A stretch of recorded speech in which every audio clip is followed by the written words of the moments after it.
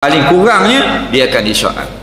Dalam kitab-kitab sahih, bila disoal, orang beriman dapat jawab. Sampai pada soalan, ma taqulu fi hadzal rajulil ladzi bu'isa fikum wa fi khalqin nasi wa fi nasi ajma'in. Apa kamu nak kritik, nak komen tentang seorang laki-laki, nabi lah, yang diutuskan kepada kamu dan sekalian manusia?